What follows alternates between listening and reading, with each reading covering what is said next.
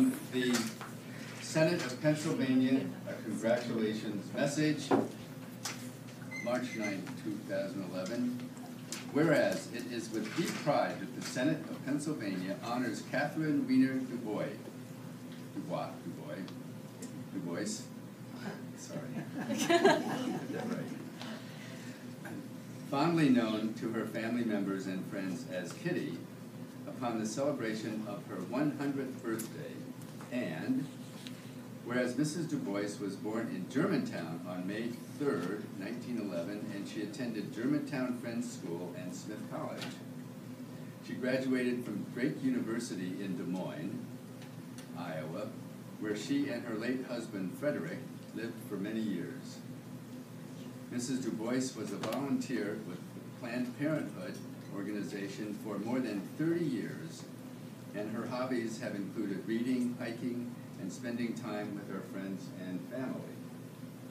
And whereas over the years, Mrs. Du Bois has proven herself to be an outstanding citizen who exemplifies the finest virtues of American life.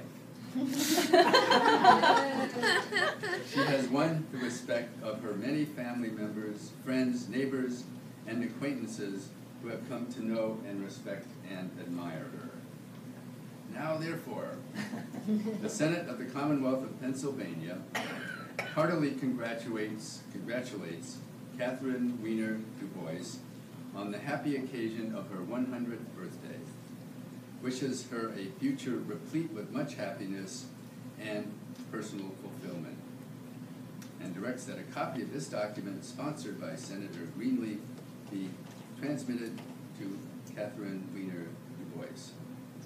And this is a nice picture of the rest of the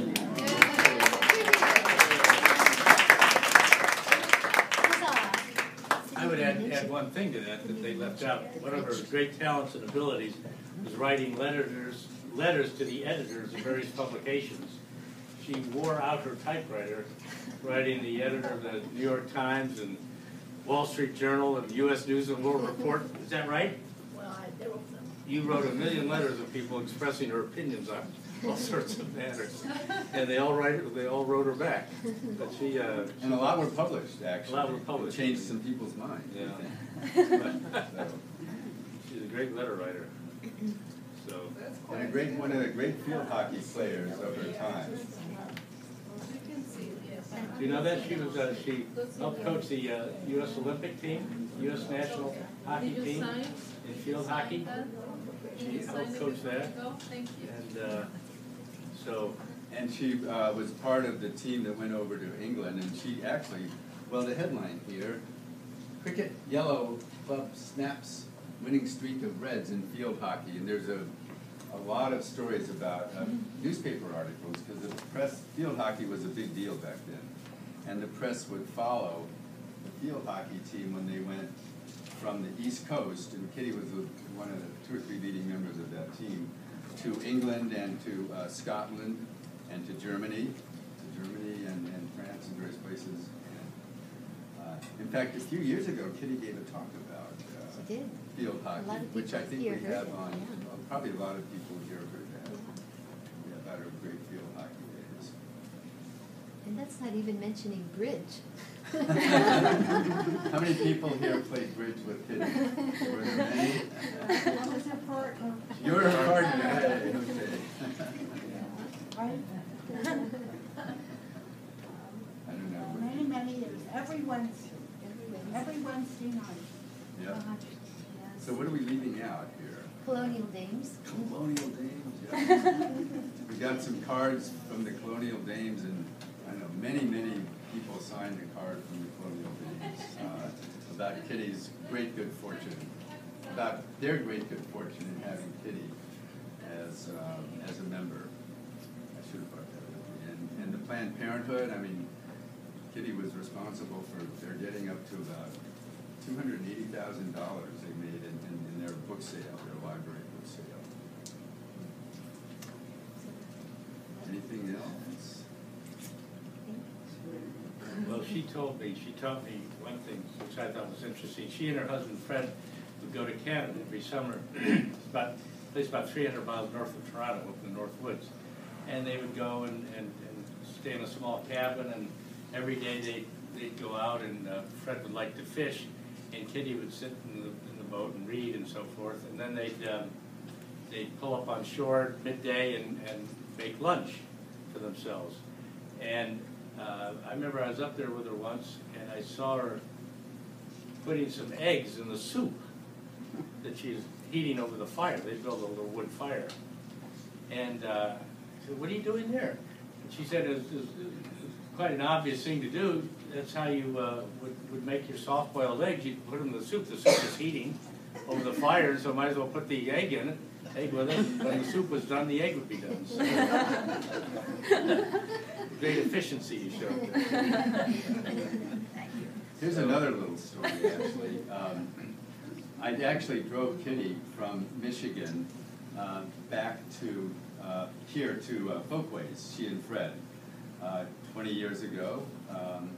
And I thought, well, what I'll do this trip is I'll bring my tape recorder, a tape recorder, and I recorded lots of conversations with Kitty about her childhood, about the early life, about what times were like. And I've had a young woman who's at the University of Michigan taking these tapes and putting them into transcription form so they can be read. And so she said the other day, she and her boyfriend, that they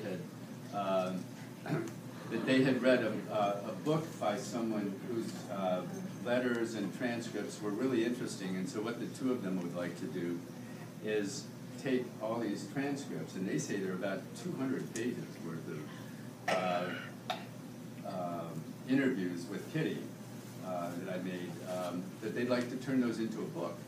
And so they're going to work on a book about Kitty and maybe publish it, we'll see. So that'll be really perfect. Well, it'll be published within the family and friends at the very least, so that'll be a start. One other thing, I remember right, Kitty. Everyone. Well, when Go ahead. we had plenty of time. Well, it's just a short story. She took me to my first movie. Not even my parents did. Aunt Kitty did. She took myself and my friend, and actually you and a friend of yours, and she took us to our first movie. It was Snow White and the Seven Dwarfs. It was in Macon, Georgia, Kitty. You remember back then? I was probably 5 years old or something. Oh, I forgot that. I was so horrified. I was so scared. I got under the. It was terrible. And, those branches, and she tried to get through the woods, and It's still a you know, I don't know, it was dark. Terrible music. Any stories here that anyone would like to? No, I see Kitty's great friends and cousins are here. Well, you probably don't know that Kitty, she went to Smith College, and then she, in Northampton, Massachusetts, and then she had to drop out during the Depression. And then later on, when she and her husband, she married, and then her husband, she moved to Iowa, Des Moines, Iowa. She went back to get her bachelor's degree at Drake University at what age, you remember? I was over 40. Over 40 to finally get her bachelor's degree, which is pretty darn good, you know, at that age to go back for your education. So, not that she wanted to work, but just she wanted the experience. And, so, One of the main things about Kitty is that she's a really strong feminist, and one of the people wrote little messages from the colonial dames about Kitty, and one of them said that they remembered that their chief memory of Kitty was that she hated a particular song by Paul Anka. I don't know how many of you people know Paul Anka, and the song was something about how women should get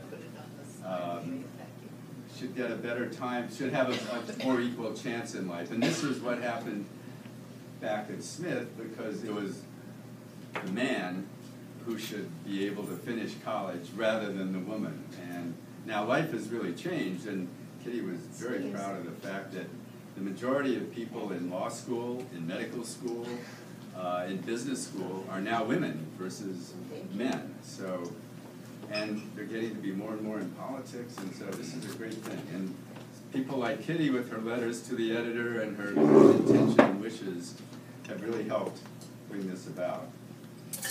A good thing.